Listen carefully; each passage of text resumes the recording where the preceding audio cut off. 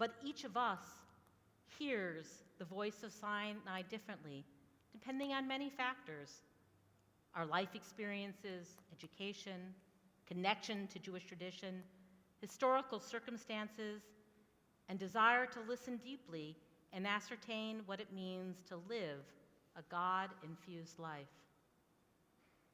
Beth Emet has been a vibrant Jewish home for 75 years because of the commitment of previous generations to wrestle with how godliness can be made manifest in our lives and in the world. We have a bright future if we are willing not simply to rely on what has served us well in our past, but to face the challenges in our world and our religious life with thoughtfulness and conviction, that our engagement with Jewish tradition and teachings can guide us in our current circumstances to live lives of meaning and purpose. In this way, this powerful and holy moment of the giving of Torah at Mount Sinai, this moment that we read in the Torah this week, will continue to reverberate in our community and in our lives and help us thrive now and in the future. Come and join us on March 1st as we explore how we'll do this together.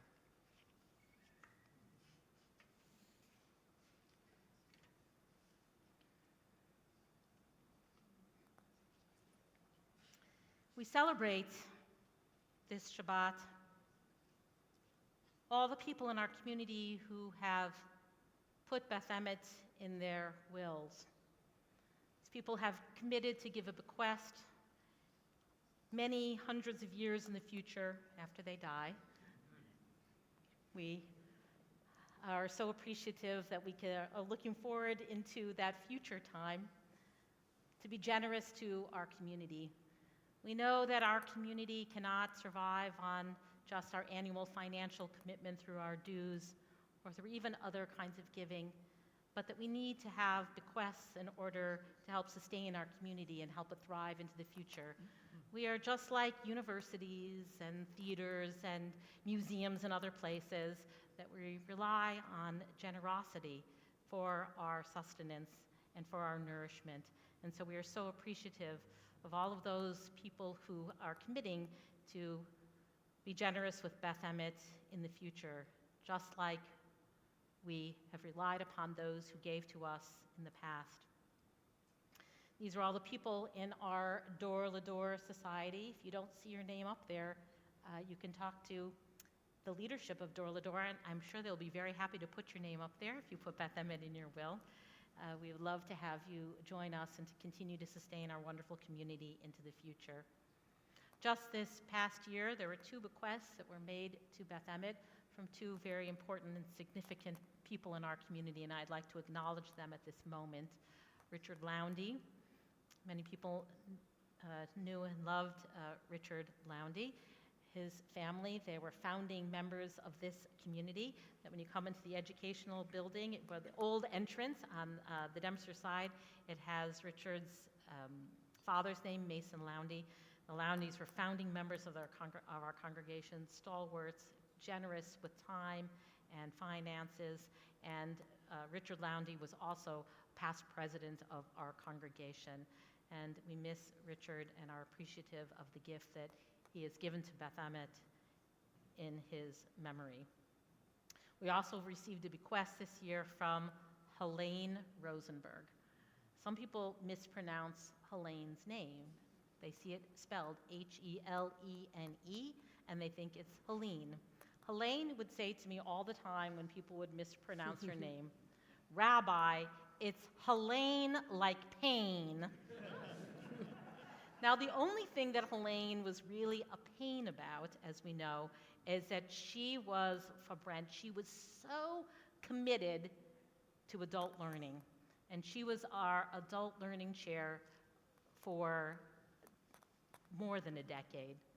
And Helene loved to learn. She came to every class we had at Beth Emet, but she also would learn when During COVID, it was online. When there were conferences, she would go to them. And Helene would come to the Adult Ed Committee and know scholars all over the world who taught in all different fields, and whether it was Talmud or modern Israeli poetry or Jewish thought or commentary or philosophy or theology. Helene knew a great scholar, and she made sure that that great scholar would teach us here at Beth Emet.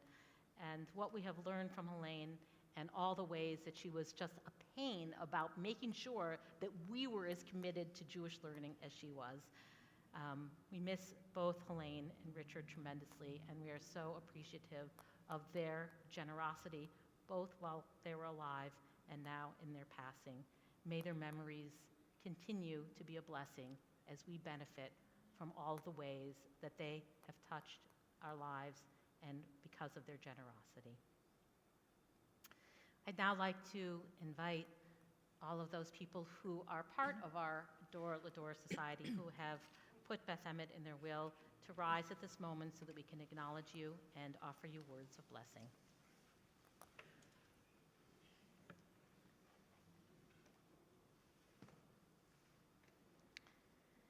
Midor L'Dor Nagid Godlecha.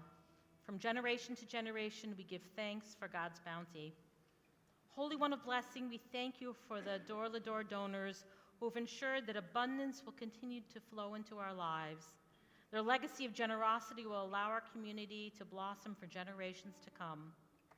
As those who came before us nurtured and tended this community, we express our gratitude to these magnanimous members of our beloved community who are dedicated to our congregation's growth and well-being.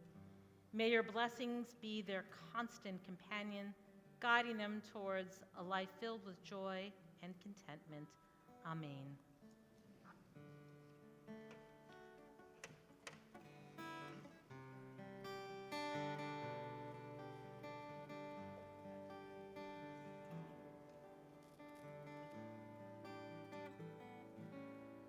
Dor L'Dor,